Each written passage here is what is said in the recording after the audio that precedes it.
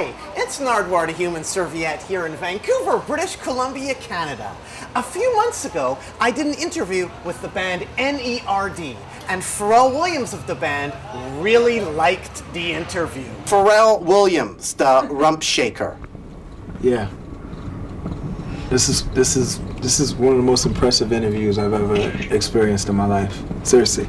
After the interview, I asked Pharrell if he could hook me up with Jay-Z, because Jay-Z and N.E.R.D were going to be playing the upcoming Pemberton Music Festival. Amazingly, on the day of the gig, Pharrell emailed Jay-Z, called Jay-Z, and sent Jay-Z a text message, and Jay-Z agreed to do an interview with me. I then got in my car, drove 6 hours to the Pemberton Music Festival, and the first thing Jay-Z said to me was that Pharrell had been calling him all day, asking him to do an interview with me. Amazing. Yeah, Pharrell was, you come highly recommended. Oh, well, thank you. Well, it's an honor to speak to you. Calling 100 times. It's sorry about that. I've never understood. I didn't really understand it at first. It was like, you calling me to do an interview? What the fuck does that mean? Like, what does that mean? Yeah. Well, he just said your knowledge is extensive, and he knows that I appreciate people that no matter what you do, whether you paint art, or you make records, or you do interviews, or you're a writer, if you are really truly good at your craft and you're good, he knows I'm excited by that type of shit. So he wanted me to meet you. So here we are. Thank you, Pharrell. Don't disappoint him. Pharrell, thanks so much for making this happen. Here's my interview with Jay-Z. Who are you? Who am I? I'm a young man from Marcy Projects who really made the thing that thing that they say the American dream come true, because I'm not supposed to be here speaking to you. You know, there's a lot of people that come from where I come.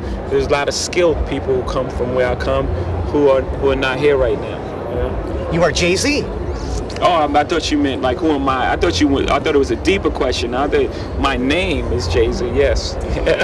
Jay-Z, welcome to the Pemberton Festival. Thank you. Right off the bat, speaking of going back to the early days of Jay-Z, what can you tell me, Jay-Z, about jazz and the early appearance of a young Jay-Z right there?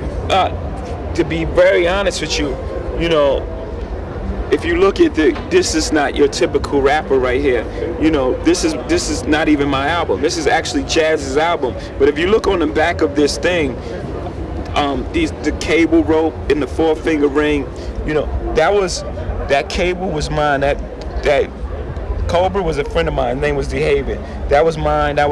This anchor was mine. All that was my jewelry, because I was a street guy. So you never come into a game and already have all this type of things. So I was an artist who come highly recommended from the street, a real guy from the street. Is that your stuff on the front too, Jay, with the Panther? That's amazing. No, that's Jazz. That's not mine. But that piece, if you look at it, look, the piece is on him. Is on him in the front. You know, so, but Was that your first appearance on Wax, Jay-Z? No, actually, my first appearance on Wax was a song called HP Gets Busy, High Potent MCs. It was like me, Jazz, and 2 other guys from Marcy Projects. Jay-Z, I have another gift for you, although you probably already have a copy of that record. This poster right here, done by Kagan McLeod, a Canadian, I never seen this shit in my life. What is it? And you are represented right down here. Can you find yourself, Jay-Z? Right there. I know who I am. Right next to Akinelli and Exhibit. What do you think about this poster repping all the hip-hoppers that are favorites of Keegan McLeod? This is a Canadian gift for you. Can I have it? Yeah, that's for you. Oh, fuck. And also, check it out, Jay-Z, on the back. Look at all. It gives a little description of everybody. Oh, almost like, What do you think about the people that you've been grouped with here? I mean, anybody that I'm grouped with,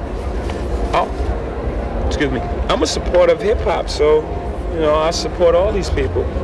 You know, that's great. Yeah. Thank you. I appreciate it. Jay-Z, when I interviewed Questlove of The Roots, he told me that for you to memorize something, you had to do it 18 times? Well, yeah, maybe, yeah. Repetition, repetition. Basketball players, that's why they practice every day. Still, they've been playing basketball their whole life, but they practice every day because, repetition. The coolest thing about Jay-Z is that A, he's not lazy. That rhymes. That's crazy.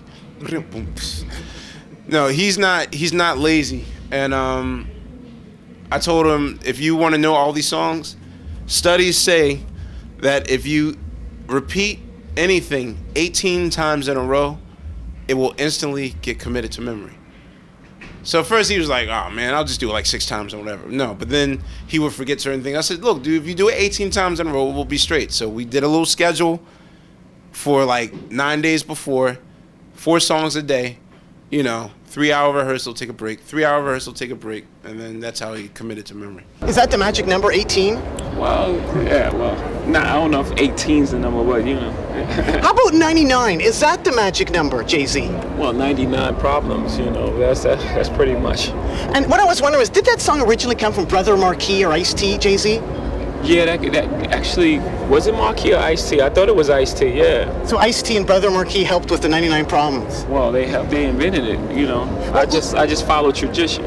Ice-T, one other thing I was wondering about was 99 Problems. Yeah. What's the history of that song? That's your song, Jay-Z took it, and now apparently there's some links to Two Live Crew? What happened was, the true story is, Brother Marquise made that comment one time. I was with him and he was like, I got 99 problems and the bitch ain't one. So I was like, man, we can make a record off of that. So we called Marquise up, flew him out to LA. Me and him did the record together, paid him, everything was cool. And that was that.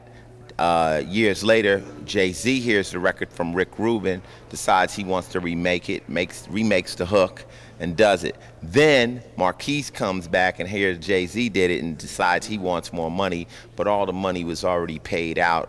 I didn't get any publishing from it because I had a publishing deal at the time. So he decides, he wanted to sue me and all kinds of nasty stuff, which friends shouldn't do to each other. But that's the true story. So nothing's happened since then. It's kind of water under the bridge. But, the first 99 Problems was done by myself and Brother Marquise from Two Live Crew. Lastly here, Jay-Z, here you are at the Pemberton Festival. At the Glastonbury Festival, you covered some Oasis. Yeah. Are you going to be covering any Canadian classics? Are you down with the Canadian classics? Well, I didn't really have any problems with the Canadians. The Glastonbury thing was a great thing because it was this huge. It wasn't really a backlash. It was just a couple people stating their opinion of who they thought should play Glastonbury. And Noah was actually vocal about it, so it just happens. But do you have any Canadian classics like Mike Still Fresh West, Cardinal? Any covers you can do? Any Canadian songs? No, I'm just gonna do my set. It's just go out and have fun. Well, thanks for your time, Jay-Z. Anything else you want to add to the people out there at all? We appreciate being here, and we love the opportunity. And if you guys could help out, like the whole Canadian culture, tell the guys at the customs to ease up a little bit. Seriously. Well, thanks so much, Jay-Z. Keep on rocking in the free world and do. Yeah. Almost, Jay-Z. Do. Yeah. Yeah!